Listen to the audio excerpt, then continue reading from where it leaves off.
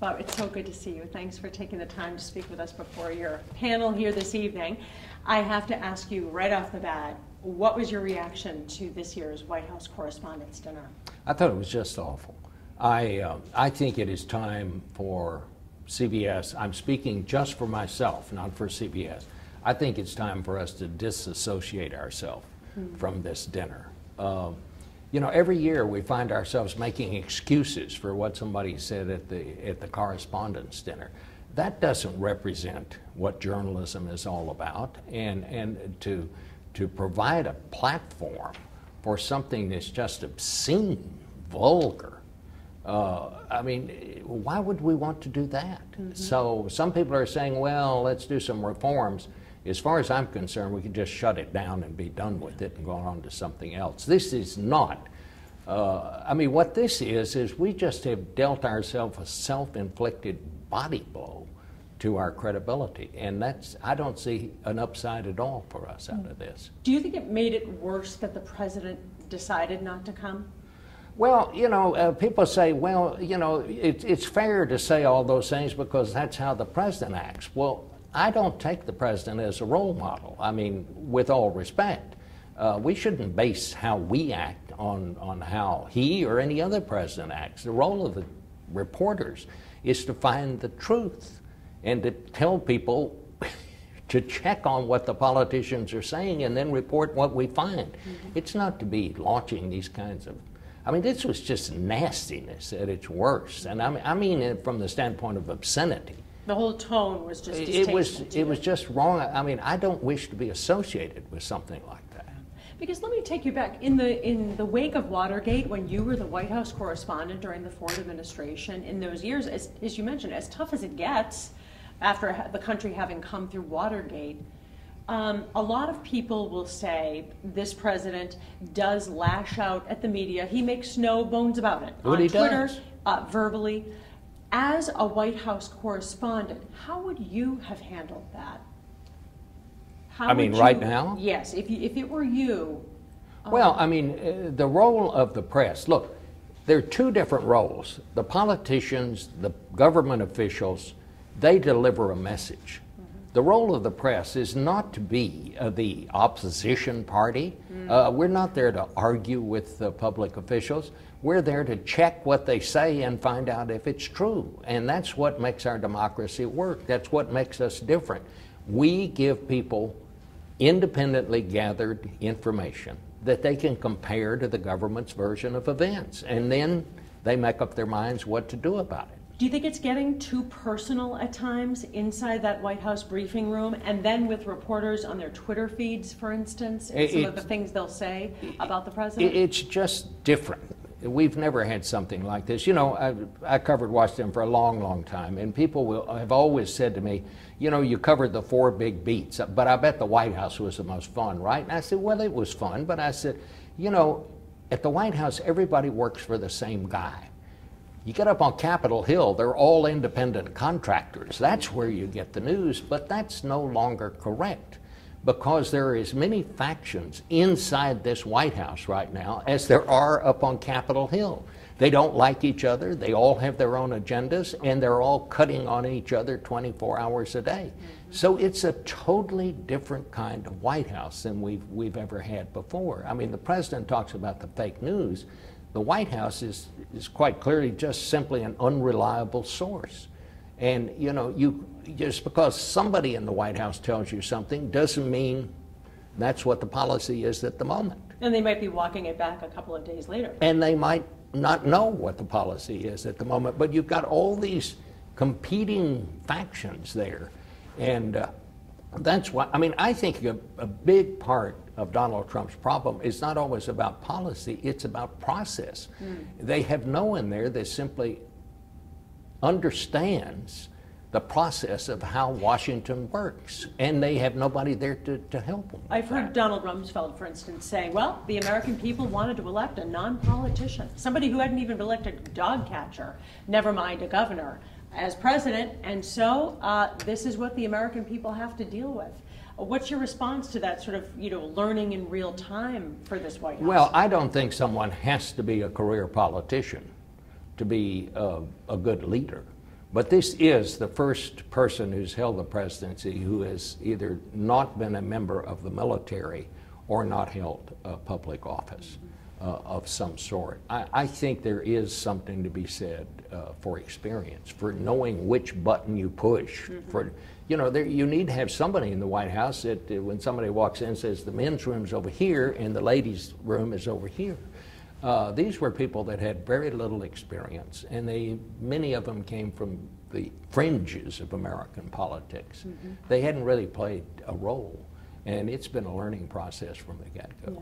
Do you like, at times, there's been a big debate on the CNN Chiron. They will point out, the president said this today, that's actually not true. They will point out inaccuracies. As you said before, it's the job of the press to assess what's going on and separate fact from fiction. Do you like that kind of journalism? Not particularly, but I don't really want to criticize them. You know, we're all dealing with this just enormous amount of news now. It just never stops. And now that we're in the digital age, as we're shifting from print to digital, there's just so much news now to process, and there are going to be mistakes. It's just more than a human being can do, is to get all this cataloged and categorized and dealt with as it should. And the news cycle is so fast, it's almost as if the seams are showing now. When you covered Capitol Hill, when you covered the White House, you knew what went on behind the scenes that the American public never heard or never saw. Do you think we're just seeing all of it now? Well, we're now, I mean, in those days, we were meeting two deadlines, one for the morning show and one for the evening show. The cables, by the time I was up on Capitol Hill, they were on 24/7, but not in the same way that we're covering the news now. I mean, because the news happens so quickly and it's transmitted so quickly. You know, Mark Twain said one time that that a lie will travel around the world and back while the truth is putting its pants on. And never has that been truer than it is right now. And what's different now is that once this stuff gets out there, it's virtually impossible to take it down. I mean, an example, Barack Obama is not a citizen. He wasn't born in the United States. How much fact-checking do we have to do to finally knock that down? There are still a percentage of people in the United States who still believe that, who believe we didn't go to the moon, who believe that these awful shootings are being staged by the government as propaganda against gun control. I mean, you get it out there and you can't correct it once it's there. That's what makes it so different now. Yeah. With the Twitter feeds going so quickly, reporters have to spend a lot of time doing that in addition to writing, in addition to their jobs. What grade would you give the White House press corps and the people covering this administration? I think they're doing the best they can under very difficult circumstances. But you know, I ran across something the other day. Martin Van Buren once said, now I'm going to tell you, I don't quote Martin Van Buren all that often, but Martin Van Buren said once when he was president, governing does not depend on the exciting moment, but rather on sober second thought. Just being first is not nearly as important as being correct, and I think that's something we all need to keep reminding ourselves We of. need to slow ourselves down. The New York Times last night got the leaked list of Robert Mueller's potential questions for the president. What do you think? Do you think we could end up in a situation where the president is accused of obstruction of justice and he completely denies it and refuses to cooperate? I don't know what's going to happen. I mean, to me, the most intriguing part of that is who leaked that. I mean, I think I'd be pretty certain in saying I don't think that came from the special prosecutor. I don't think he would have put out, here's what I'm trying to find out for this guy. But it had been provided And the Times said it came from a person outside the president's legal team. These questions were apparently written by the president's lawyers after these conversations. They compiled this list. But to whose advantage was it for that to be made public? I mean, you know, usually it's not too difficult to figure out who leaked something. The person who leaked it is the one who stands to gain from the leak, basically. Who who gains from that? I cannot figure it out, and I've thought about it all day today after hearing about it. I can't figure out. Somebody obviously leaked it, but why and who was it? It's going to be the big question, right, for the next 6 months. I do have to ask, since we're sitting here in the Kennedy Library, and I always think about your legacy working, writing for the Texas Star-Ledger in that Fort Worth Star-Telegram. Fort Worth Star-Telegram, sorry. You have such a fascinating story about what happened to you the day that you were in the newsroom and the phone started ringing. You know, it was total bedlam, as you might expect. Dallas is 30 miles from Fort Worth. It takes about an hour to get over there. They're two entirely different cities. And I was just on the city desk trying to help answer the phones, and this woman called in and said, "Is there anybody there who can give me a ride to Dallas?" And I said, "Lady, you know, we don't run a taxi, and besides, the president's been shot." And I was hanging up the phone, and I heard this voice say, "Yes, I heard on the radio, I think my son is the one they've arrested." And it was Lee Harvey Oswald's mother. And so, of course, I forgot that part about we don't run a taxi. I wrote down her address, and another reporter and I drove out there, picked her up. She was standing on the sidewalk waiting for us, and we drove her to Dallas. And I stayed with her the whole day, and that was my first big national story. Sure. And she was really the villain in the piece. I mean, on the way over there, she never expressed any sympathy, never asked any questions about the president or his family. She just kept saying over and over, they'll give Lee's wife money because they'll feel sorry for her, and I'll starve to death. They'll turn their backs on me like they always have. And it was so bizarre. And some of the things she said were so harsh that I didn't even put them in the story. I mean, I had a good story. You know, they'll turn their backs on me and all of that. But looking back on it, I learned a great lesson. When people tell you something, you need to put it in the paper. It's true. And you stayed with her. It speaks to that time period. You said you had your fedora on, you just kind of blended in with all the other detectives at the police station, and you stayed as long as you could. Well, you know, in those days, we never told people who we were, quite honestly. If they asked, we always told. We didn't lie about it. But if they thought we were a detective, we let them think we were a detective, you know. And so I stayed with her, and toward evening, she said, "Do you think they'd let me talk to him?" And I said, "I don't know, I'll go." And so I went to the chief of detectives, Will Fritz, and said she'd really like to see her son. And he said, "Well, we probably ought to do that." And they did that in those days. They didn't want people to think they locked somebody up and were beating them up or something like that. So we were led into this holding room.